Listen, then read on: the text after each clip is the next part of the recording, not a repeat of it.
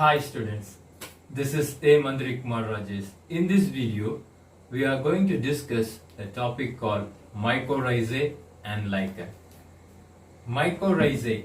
Myco means fungi, rhizo means root of green plants. Fungi make symbiotic association with green plants with bidirectional nutritional exchange between both partners. Bidirectional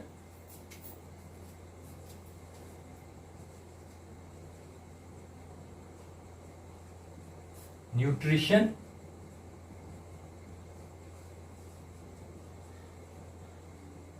exchange between green plant and the fungi. So mycorrhiza means the fungi make symbiotic association with the green plant roots. Then the autotrophic, that is the green plant, act as a source of carbon to the fungus. This green plant act as carbon source of fungi. Then the fungi provides mineral and nutrients to the green plants. About 99% of the plants make associated with mycorrhizae. But in case of some families like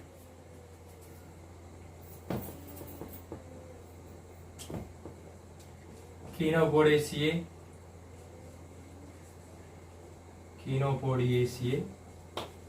then Brassicaceae,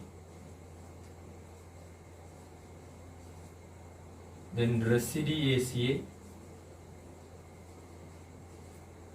In these families, mycorrhizae is not available. So 99% of the plant make association with that fungi mycorrhizae, while in the case of Chenopodiaceae, Brassicaceae, Residiaceae, mycorrhizae is not available. Then mycorrhizae can classify it into three types. They are ectomycorrhizae, endomycorrhizae, ectendomycorrhizae. Ectomycorrhizae means the fungal mycelium that form dense sheath around the roots, and that structure is called as mantle. The fungal mycelium forms dense sheath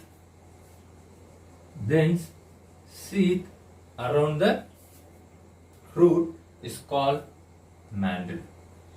Then the hyphal, that is the fungal hyphae, penetrates into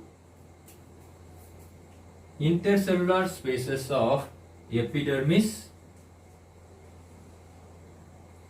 and cortex,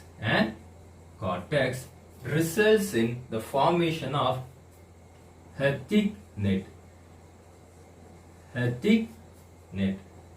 So the fungal hyphae penetrates into the intercellular spaces of epidermis and cortex, results in the formation of a thick net. Example, Physolithus tinctorius.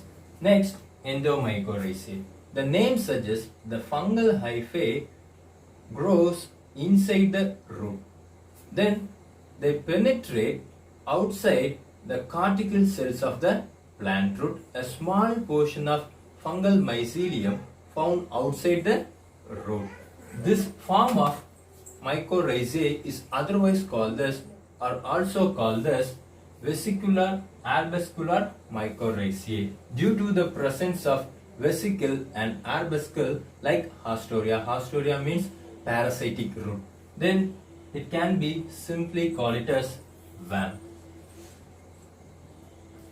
So these worms are very helpful for plants, because this worm can dissolve phosphate in the abandoned soil. It increases the availability of phosphorus.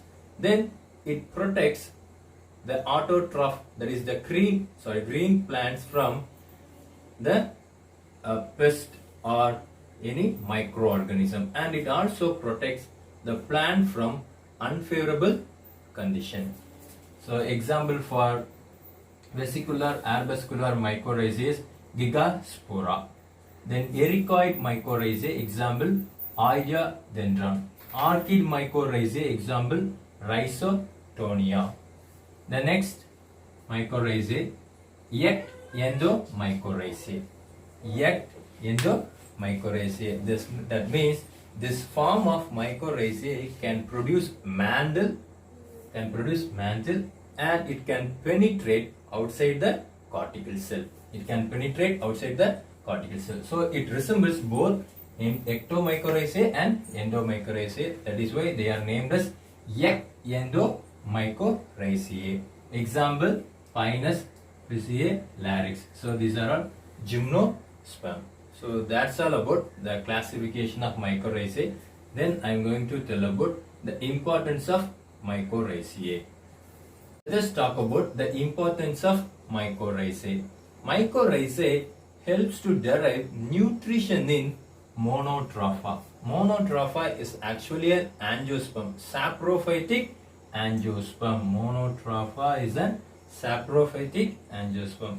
Generally, angiosperms are autotrophic. They can prepare their own food. While in the case of monotropha, they are not able to produce their food because monotropha lack chlorophyll. So it has to depend upon other organisms for nutrition. So mycorrhiza derive nutrition to monotropha. With the help of mycorrhiza, it get nutrition. So it is an important one word.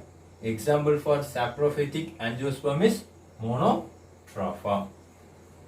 The next point, improves the availability of minerals and water to the plants. I already mentioned it improves the availability of phosphorus by dissolving the phosphate. So it improves the availability of minerals and water to the plants. It provides drought resistance to the plants. This point also I have mentioned earlier.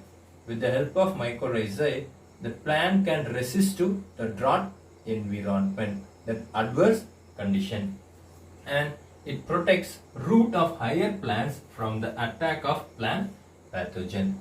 It protects the root from attack of the microorganism. So these are the importance of mycorrhizae. Then I am going to tell about the lichen. Let us talk about the lichen. Actually, lichen is a symbiotic association between algae and fungi. That algal partner is called as pycobion or photobion because they can do photosynthesis. That is why they are called as photobion. Pyco means algae. So algal partner. Mycobion means fungal partner. This photobion or pycobion provide nutrients or food materials to fungal partner, while the fungal partner provides protection to the algal partner, and it also helps in fix the thallus into the substratum through a structure called rhizinia. With the help of a structure called rhizinia. So thallus means the plant body is not differentiated into root, stem and leaf, and that condition is called as thallus. So the fungal partner helps to fix the thallus in the substratum with the help of rhizinia. Then asexual reproduction takes place by fragmentation. So the plant body get broken down into different pieces and they are produced into new young ones. Soredia means powdery propagules. They can produce powdery propagules and they develop into a new lichen. Isidia means the outgrowth of the thallus, outgrowth from the thallus, and that condition is called as isidia. Sexual reproduction takes place by pycobion through echinites, Hormogonia, alpinospore. Already we have discussed these terms. While in the case of mycobions, sexual reproduction takes place by ascocarps. Then I am going to tell you classification of lichens. Based on habitat, lichen can classify into 5 types. They are corticolous.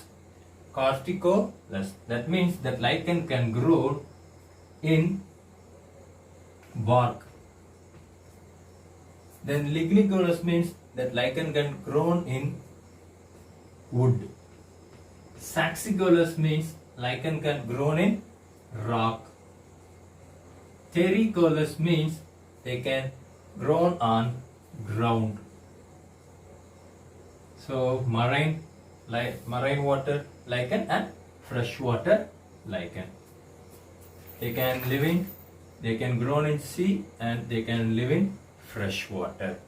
Based on morphology, lichen can classify into 4 types. They are leprose. Leprose means that lichen, that fungal layer is absent.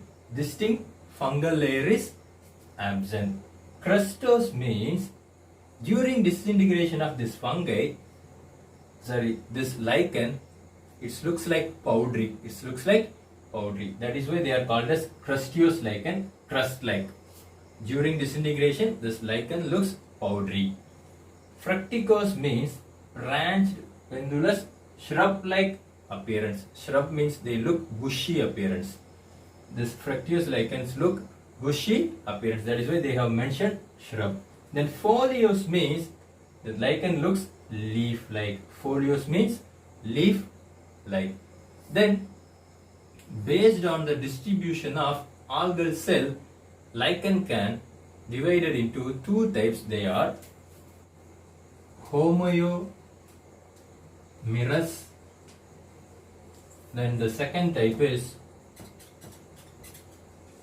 heteromerous.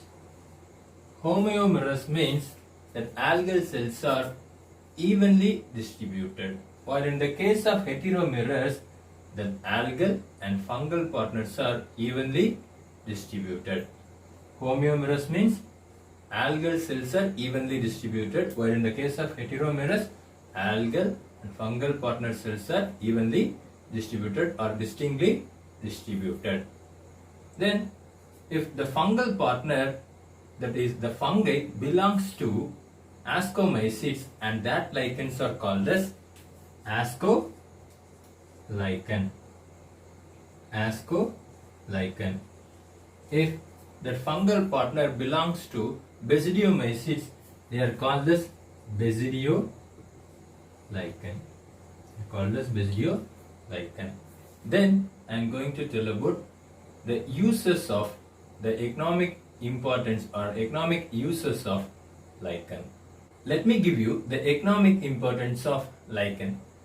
Lichen can secrete organic acid, oxalic acid. That oxalic acid can corrode the rock, results in the withering of rock, and it is pioneer in xerosid succession. The lichens are pioneer in xerosid succession. So actually it is a plant succession where the availability of water is limited. So lichens are pioneer in xerosid succession. Then arsenic acid. This arsenic acids are used as antibiotic, and they are used in cosmetics.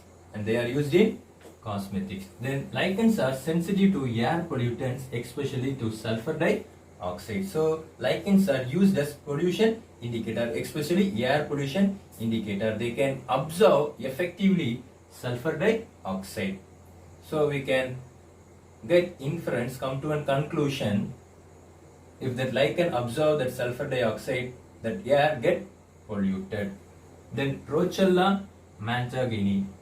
It is a lichen used to prepare litmus paper. Then Cladonia rangifernia, it is otherwise called as rendir moss.